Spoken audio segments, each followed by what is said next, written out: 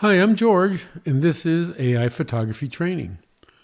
This is the second article and video in our series showing how we converted this original photograph into this finished image. In the first installment, we focused on file preparation. If you missed that, there's a link below. Now that the file is properly prepared, we're ready to complete the image by adjusting the color palette and replacing the background. We'll stay entirely within Photoshop and use its new integrations with Flux Kontext and Gemini Nano Banana Pro.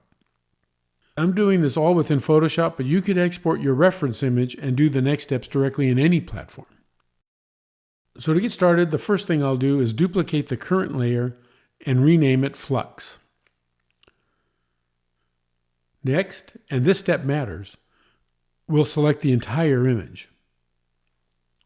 With everything selected, we'll click the Generative Fill button to enter that mode. From there, we'll open the model selector and choose Flux Kontext Pro. Now we'll enter our prompt. And that will be change the overall palette to Southwest Pastels and the background to a soft diffused adobe wall. Do not alter the structure or composition. That last line isn't strictly required, but I've found it's a good habit when you want to preserve the original image structure.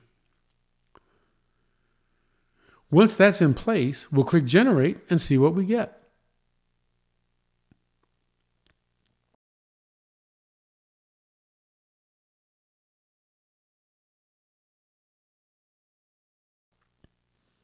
Well, I don't like this, not only due to the color, which is a subjective judgment, but it also changed the shape of the vases.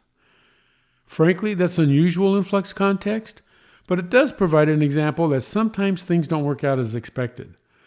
The important point is you don't have to accept it. Now, I could adjust the prompt and try it again, but for our purposes today, let's move on and see how Nano Banana handles the same request. I'm going to turn off the Flux result, duplicate the image layer again, and this time name it Gemini.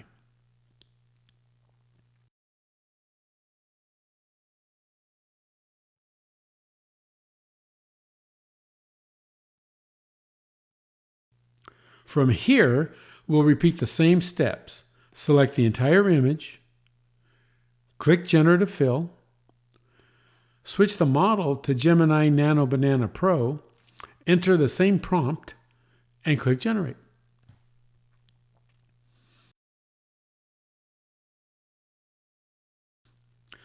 Okay, this is much more what I had in mind.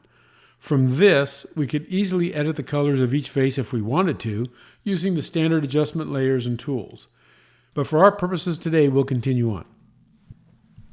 Since we're not going to use the Flux generation, we can just eliminate those layers to clean things up. Now we'll merge the Gemini and Generative Fill layers. You can do this on the Mac using Shift, Option, Command E, or on a PC using Control E.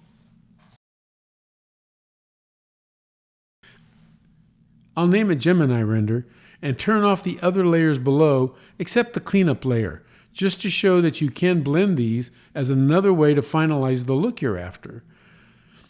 Because the layers are aligned so well, you can even edit either or both of those layers and blend them afterwards.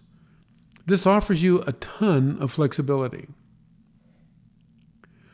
For now, I'll turn off the cleanup layer and finalize the image from the Gemini layer.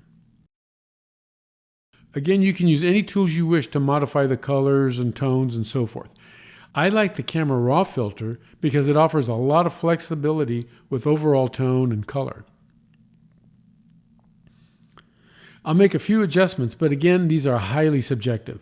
I just want to point out that the AI generation doesn't have to be, and usually isn't, the end of the story. I often take these changes a little further so I can blend or fine-tune the result with the previous layer. This is pretty good and a far cry from where we started. Now I want to show you that you can go even further by using more tools. There are an infinite number of them, but I often turn to On1 Photo Raw because it offers so many ways to enhance the images. This isn't an On1 tutorial, so I won't bore you with all the changes we made in this video. We do plan several On1 tutorials in the future, so watch this space. For our purposes today, I just want to remind you to consider any of the tools at your disposal. That doesn't mean changing the image for change's sake, but I think this image could benefit greatly from some tonal adjustments, softening, and glow.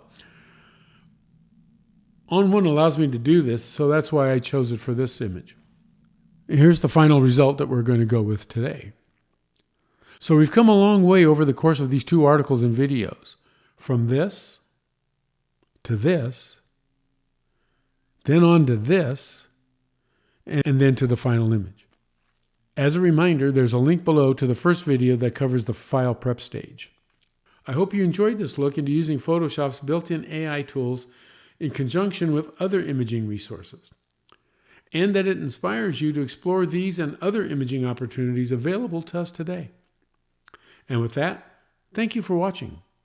And remember, stay curious, keep exploring, and most of all, enjoy creating.